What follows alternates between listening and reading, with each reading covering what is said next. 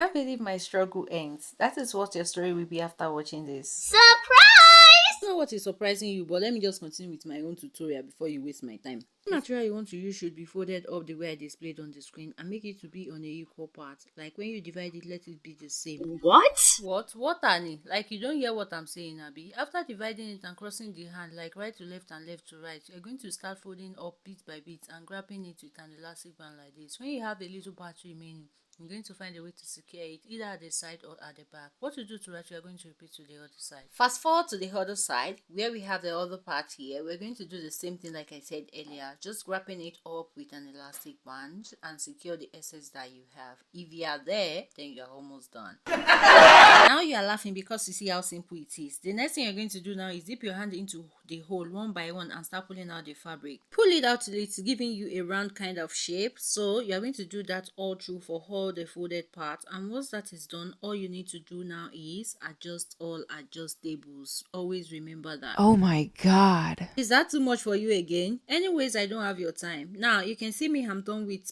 pulling out the fabric and adjusting unnecessary part, and this is the final hard look. All I want to hear from you now is I have learned. Let other people enjoy by sharing and leave a thumbs up for me. Thanks.